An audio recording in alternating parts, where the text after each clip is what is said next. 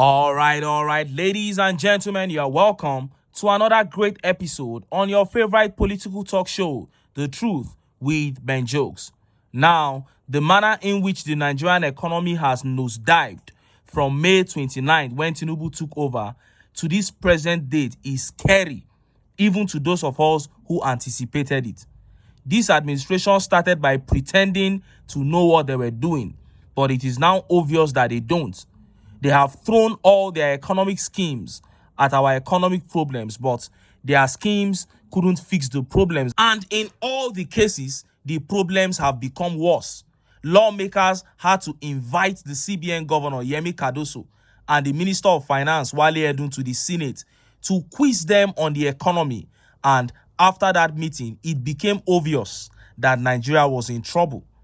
And today, Tinubu decided to look elsewhere for solutions after spending billions of naira to set up an economic team.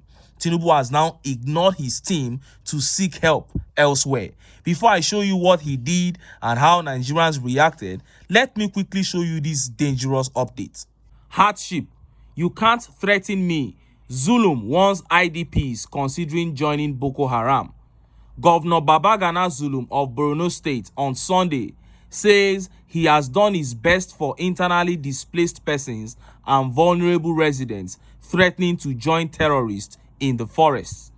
Earlier in the week, some IDPs who lamented over the widespread hardship in the land said they were considering joining the sect wooing them. But while addressing some IDPs at Mafa on Sunday, Zulum expressed displeasure over the action, warning that those who intend to go back to the forest to realize that there is no second chance.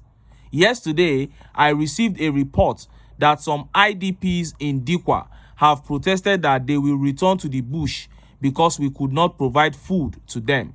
This afternoon, others in Mafa have also done the same, Zulum said. In the last couple of years, we have consistently provided food to internally displaced and vulnerable people. Believe me, what we are doing is even beyond our capacity. In the last 4 years, the government of Borno State spent nothing less than 40 billion to provide food and non-food items to the people of the state. No government, be it state or federal, has the capacity to provide food to everyone. And let me categorically state that I cannot do more than this. The hardship we are facing is not only in Borno State, but all over Nigeria. There are economic crises in all parts of the world. No state in Nigeria is doing better in the distribution of palliative than Borno. Now, these are people in IDPs, vulnerable people who are being wooed by Boko Haram. The hardship in the country is now pushing these guys to begin to consider joining Boko Haram. You can see what the APC is doing. And look at how a governor is addressing them. So when Obi said during the campaigns that we cannot separate insecurity in Nigeria from the state of the economy of Nigeria, he was spot on. You can see how the hardship brought upon Nigerians by the Tinubu regime has now opened up a pool of potential members for Boko Haram. And I can assure you that this is the last we will hear of this matter. There will be no intervention from the federal government. After all, of all the elites in Nigeria, including Tinubu, only Obi visits IDPs regularly.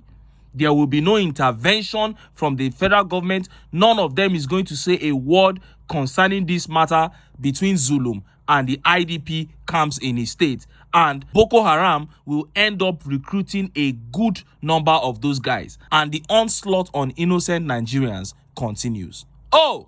And look at how Nigerians reacted. Look at some of the tweet reactions. This tweet by Olanrewaju Jinodu says Zulum was way up there in his first term. Now he has gone the way of Nigerian politicians. IDPs and repentant insurgents are critical to lasting peace in Borno. Blowing hot isn't the right approach, in my opinion. And this tweet by MG says, but he begs Boko Haram to accept amnesty with bogus packages. That is what they do at APC. They pay Boko Haram heavy money, but they can't even pay the army. They can't pay the military that tracks them down. And now you are blowing hot on IDP members, telling them that they should go and join. They should know that there is no second chance. Is this the way to go as a government?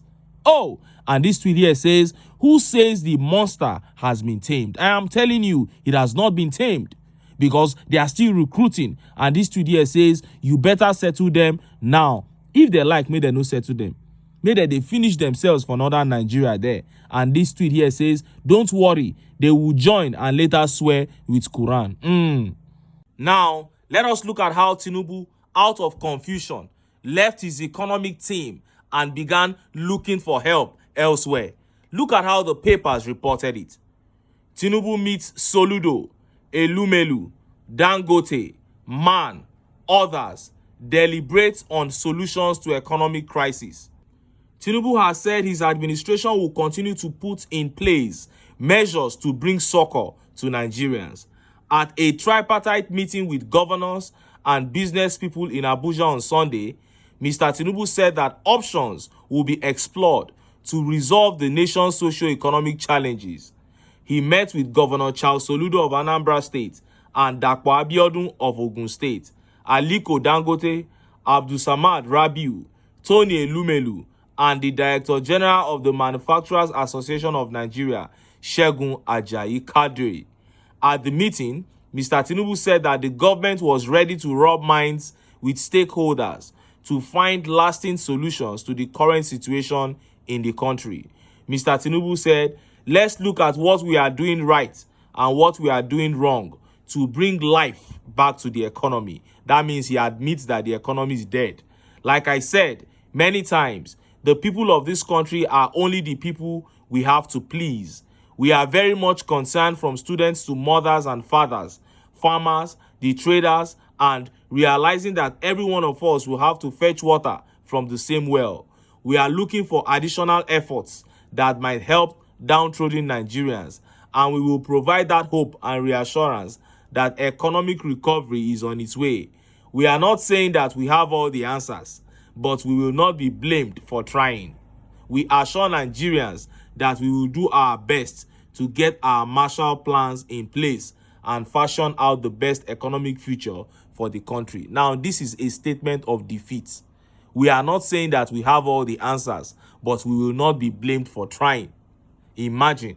And he says they wants to bring life back to the economy. This is admitting that the economy is dead. And look at how Nigerians reacted. Look at some of the tweet reactions. This tweet here says, but I don't think these guys who are into personal business will advise him positively for the interest of the nation. Rather, they are businessmen and only care about their personal business. So for me, it is not a good move. It is obvious this government is confused. They are obviously confused, looking for who to fail with, so that they will say they brought in good heads and they still failed. These people don't know their left from right. And this tweet here says 99% of his cabinet are mainly Yoruba and Northerners. This is what you get when ethnic bigotry trumps competence based on equity, fairness, and justice. Nigeria has nowhere to go but under. I am telling you, there is no way out of this. And this tweet here says he can meet with Jesus Christ. That won't save him. Return what you stole and go home with your head bowed. And this tweet here says, master strategies, they meet people for solutions to economic crisis. This story, no clear, to be honest. That is it. I thought they said he had all the answers. He had all the solutions. He built Lagos. He did this. He did that. Now look at what is happening. And this tweet here says, he knows how to appoint technocrats. Where are his appointees? Chopping their salary that don't have economic solution. That is it. The likes of Wale Edun and Cardoso, just in less than 1 year into this administration, have shown that they cannot handle business. And now the man is running helter-skelter. And this tweet here by Sam says, Baba don't see, say him no get clue. I thought they said he had a blueprint he was bringing from Lagos. Bobo Chicago that rode on good economic and fiscal policies of Obasanjo to have a viable Lagos thought he knows better. Now he don't choke. That is it, my brother. He don't choke. And this tweet here says, but these are the people behind the inflation. How can they solve the problem they are benefiting from? And the reply says, thank you. How can you meet problem to ask problem? How to solve problems? Now them they hit the ground running for more profit. You are meeting them to do what exactly?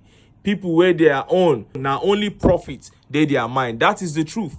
You are supposed to bring in your brain to combat the economic problems of Nigeria and see how you can battle with these entrepreneurs, these big businessmen who are holding Nigerians to ransom. That was what we expected. And now you are calling them to beg them to help you. It can never work. But sadly, this is all the APC has to offer, and Nigeria can only go one place, and that is under, until they kick the APC out of power. But until then, make I still enter town. Make I go get some ogbonge political news wey una go like. Why? Because of una. Now I dey here. So don't go away.